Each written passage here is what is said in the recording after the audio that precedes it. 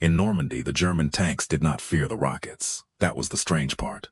By the summer of 1944, German armored crews had been briefed on the British RP-3 rocket. It was heavy, it was loud, it looked frightening under the wings of a Hawker Typhoon. But on paper, it was a mess. An unguided rocket fired from a fast aircraft in a shallow dive could scatter across a field. To punch through armor, it needed something close to a direct hit, and a direct hit on a moving tank, from a pilot screaming down at hundreds of miles an hour, sounded less like tactics and more like luck. So when columns of German armor began fighting their way out of Normandy, many crews made the same fatal assumption. They did not have to be missed by much, they only had to be missed. Then the Typhoons arrived. The first thing the Germans heard was not the rocket. It was the engine. The Napier Sabre had a hard, tearing note, nothing like the cleaner sound many soldiers expected from Allied fighters. A Typhoon at low altitude did not glide into a battlefield.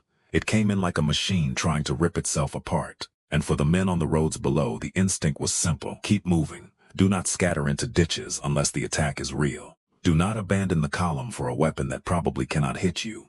Do not waste time because an aircraft with a bad reputation has appeared above the trees. That calculation was logical. It was also exactly the calculation the British had learned to exploit. Because the Typhoon did not become terrifying by solving the problem everyone thought mattered. It did not become a tank killer because its rockets suddenly became precise. It became one because the RAF stopped asking, "Can this rocket hit a tank?" and started asking a far more useful question. What happens to an armored column when 8 rockets land anywhere near it? That question changed the aircraft. It changed the weapon. And in Normandy, it changed the movement of German armor in daylight. The Hawker Typhoon was never supposed to have that role. It had been designed as a powerful interceptor, a successor for an air war that kept moving higher, faster, and cleaner. On paper, it had the right kind of brutality. A huge 24-cylinder Napier Sabre engine, 4 20mm cannon, and enough raw horsepower to make it one of the fastest things near the ground. But the aircraft entered service with a reputation that almost buried it. Its engine could be savage to start and unforgiving to manage. Its cockpit could fill with fumes. Its tail failures terrified squadrons before fixes made the airframe safer. At altitude, where elegant fighters proved themselves, the Typhoon was disappointing. Its thick wing, the very thing engineers criticized, dragged too much air. It did not climb like the RAF needed. It did not behave like the sleek high-altitude interceptor it had been promised to be. It was not a failure because it was weak. It was a failure because it was strong in the wrong place. Below the clouds, everything changed. At low altitude, the same thick wing made the aircraft steady. The same heavy structure helped it survive punishment. The same engine that exhausted mechanics could drag rockets, cannon, fuel, and armor into the fight at frightening speed. The Typhoon had been built for one kind of war. Normandy gave it another. But the rockets were still the problem.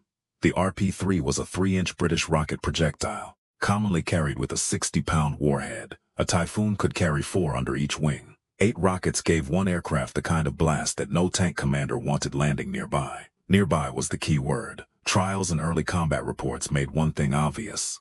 These rockets did not behave like sniper rifles. A pilot had only seconds to aim. The aircraft was moving too fast. The target might be moving. The dive angle changed the sight picture. Wind, speed, nerves, and range all mattered. If the question was direct penetration of a single armored hull, the rocket looked disappointing. The Germans understood that part.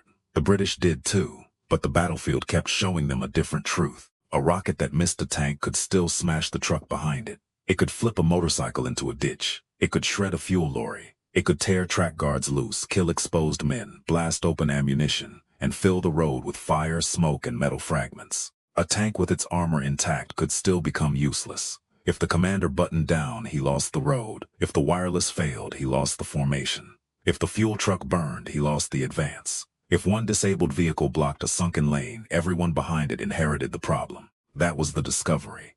The Typhoon did not need to destroy every tank. It needed to make the column stop behaving like a column. And that required a different kind of pilot. British training for rocket Typhoons became brutally practical. Not elegant, not theoretical, practical. A pilot learned the dive by doing it again and again until the windscreen became his ruler. He learned how large a truck should look before release. He learned to use his 20mm cannon not just as a weapon, but as a kind of violent pointer, walking bursts into the target area before letting the rockets go. He learned the attack profile in his bones. Come in high enough to see the road, roll in, hold the dive, let the speed build. Correct again. Fire. Pull out before the ground fills the whole world. The useful part of the attack lasted around 11 seconds. 11 seconds to turn a bad interceptor into a battlefield problem the Germans could not schedule around. 11 seconds to read the road, pick the lead vehicle or the choke point, manage the saber, ignore the flak, judge the range, release the rockets, and survive the pullout. 11 seconds was not much time for precision. It was just enough time for disruption. And the aircraft made those 11 seconds dangerous for everyone, including its own pilot. The saber engine demanded respect. At low altitude, there was no spare height for hesitation.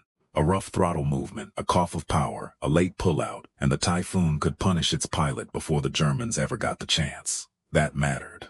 Because the aircraft did not produce clean, classroom confidence. It produced a specific kind of toughness.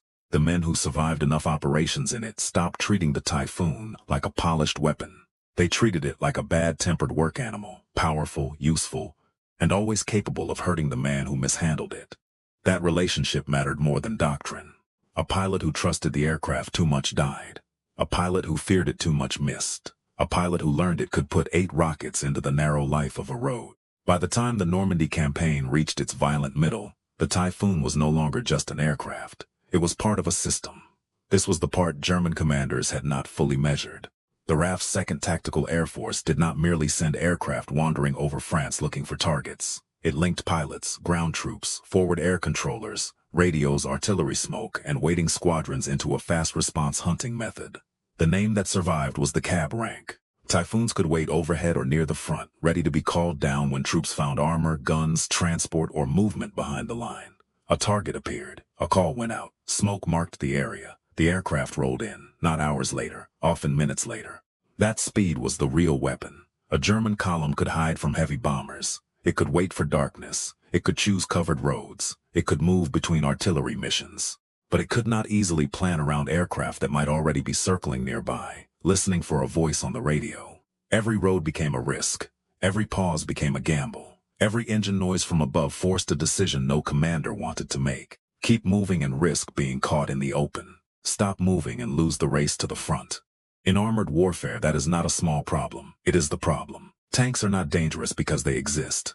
They are dangerous because they arrive. They arrive with fuel. They arrive with ammunition. They arrive with infantry, recovery vehicles, engineers, signals trucks, and command half-tracks. Break those connections and the tank is still a tank. But the division is no longer moving like a division. The Typhoon attacked that connection. This is why its effect in Normandy could look larger than its pure kill numbers. A claim of destroyed tanks was always difficult in war. Smoke, dust, duplicate reports, burning trucks mistaken for armored vehicles, crews abandoning vehicles and recovering them later. All of it made neat accounting unreliable, but movement was easier to see. Columns slowed, traffic jammed, drivers abandoned daylight routes. German commanders started planning around the sky instead of the map. And once an army begins doing that, the enemy has reached inside its clock. After D-Day, German reserves were supposed to counterattack before the Allied foothold hardened.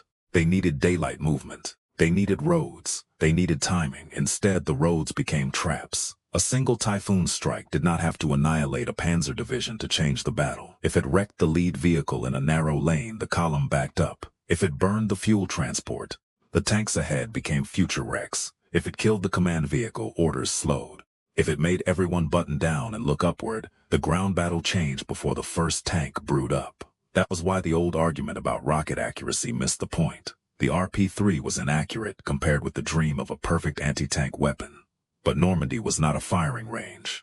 It was hedgerows, sunken roads, smoke, dust, nerves, broken radios, panicked drivers, and armored commanders trying to move through a country that no longer allowed daylight to be neutral. In that world, a near miss was not a failed shot. It was a message delivered in blast pressure. The strangest thing about the Typhoon's success is that it used the aircraft's flaws, instead of pretending they were not there. The thick wing that made it poor at altitude made it stable in the dive. The huge engine that tired pilots gave it low-level speed and load-carrying power. The rugged frame that came from a troubled design helped it endure punishment over the battlefield. The rocket that could not guarantee a direct hit could still wreck the behavior of an entire column. The British did not turn the Typhoon into a perfect machine. They found the one war where its imperfections lined up with reality. And German armor paid for that alignment.